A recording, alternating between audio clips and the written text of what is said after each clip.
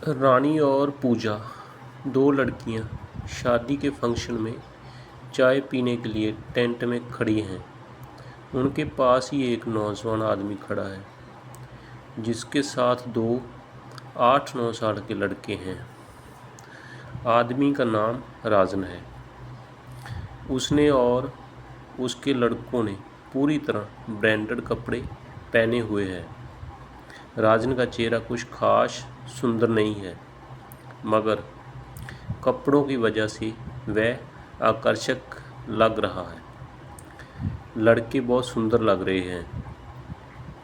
रानी ने पूजा से पूछा, ये आदमी और लड़के कौन हैं?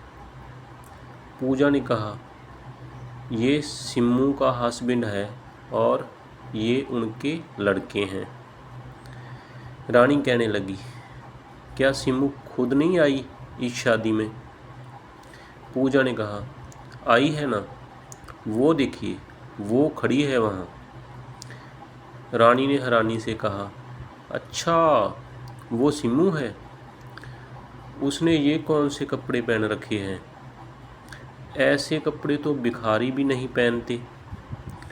उसकी ओर देखो, और फिर उसके हस्बैंड और बच्चों की ओर देखो। रानी ने कहा, उनको तो मैं कब से देख रही हूँ, मगर पहचान नहीं पा रही थी। रानी ने कहा, पहले तो वो जब भी आती थी पूरा साज संवर कर आती थी, आज उनको क्या हो गया?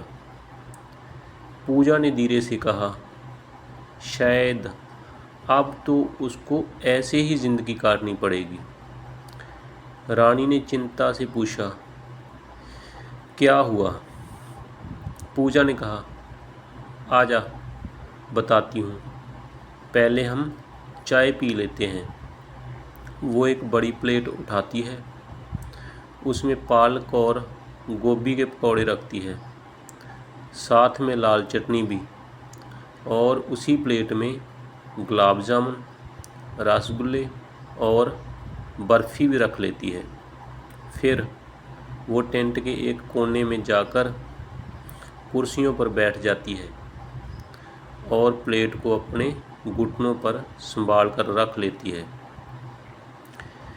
रानी ने अपने मुंह में गोभी का पकौड़ा डाला और पूजा से पूछा, तू अब बता, सिम्मू के साथ क्या हुआ? पूजा का भी मुंह भरा हुआ था। उसने धीरे से बोला, रुक, बताती हूँ। पूजा खाते खाते बोली, सिम्मू किसी और लड़के के साथ पकड़ी गई थी। रानी चौंक कर बोली, क्या बोल रही है तू? पूजा ने सिर हिलाते हुए कहा, हाँ, ये सच है। रानी कहने लगी, तू ही तो एक बार बोल रही थी कि सिम्मू का हस्बैंड उसे बहुत प्यार करता है, फिर ये सब कैसे हो गया? पूजा ने धीरे से कहा, तेरे को पता तो है, शादी से पहले भी ये कितने लड़कों से बात करती थी। पुरानी आदतें जाती थोड़ी है।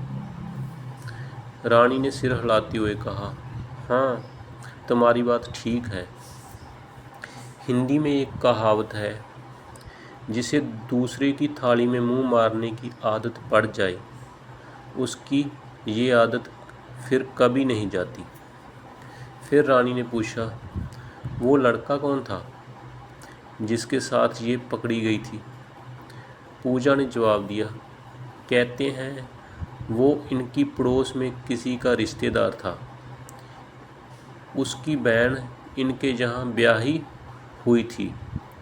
पूजा ने बताया, वो जब भी वहाँ आता ये उनसे बातें करती रहती और धीरे धीरे ये बातें काफ़ी आगे बढ़ गई। फिर बातें फ़ोन पर और चैट पर होने लगी। फिर सिम्मू अपने घर पर बहाना लगाकर उससे किसी न किसी शहर में जाकर मिलती रहती थी। कहते हैं उस लड़के का नाम राजू था और उसकी भी शादी हो चुकी थी। राजू दिखने में बहुत खूबसूरत था। राजू की पत्नी भी बहुत खूबसूरत थी और उनके 2 बेटियां थीं।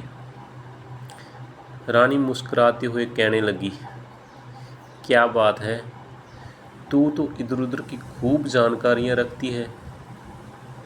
नहीं नहीं, ये बातें मैंने मम्मी से सुनी हैं।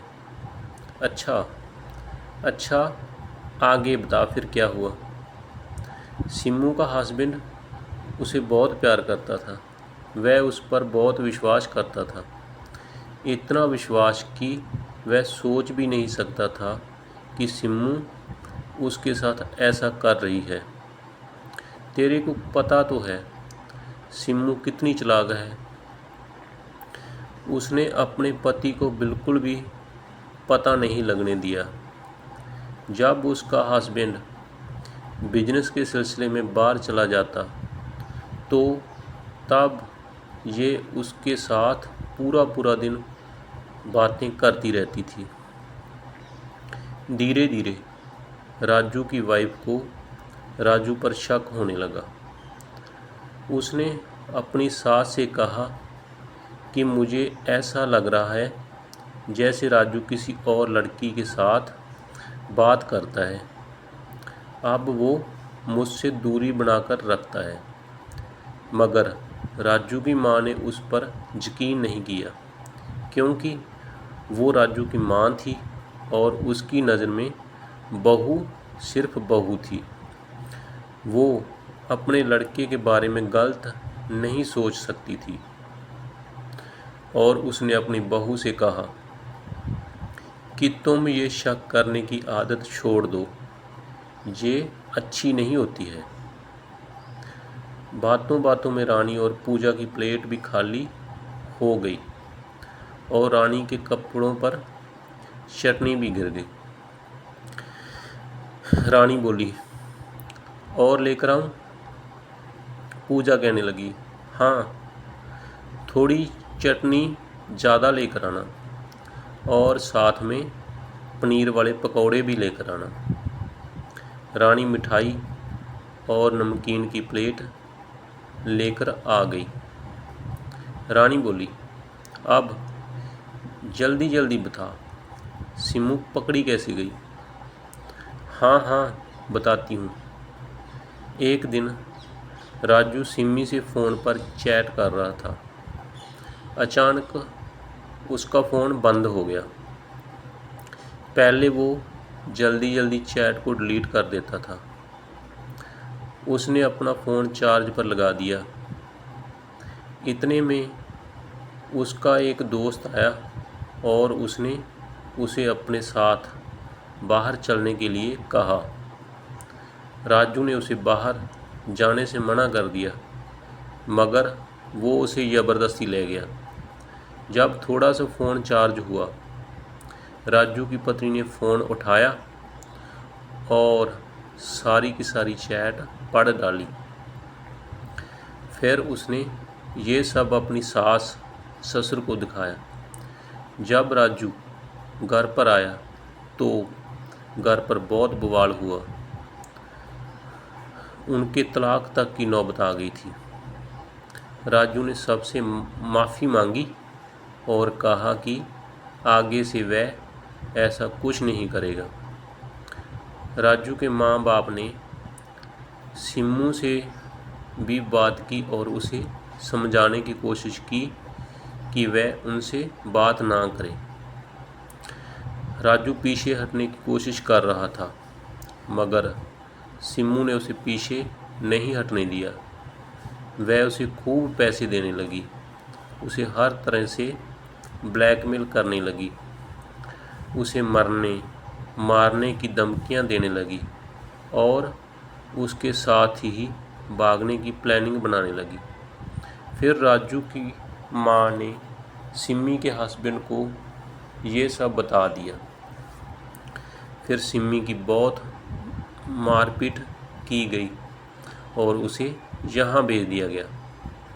फिर कुछ दिन बाद रिश्तेदारों के बीच समझौता हो गया।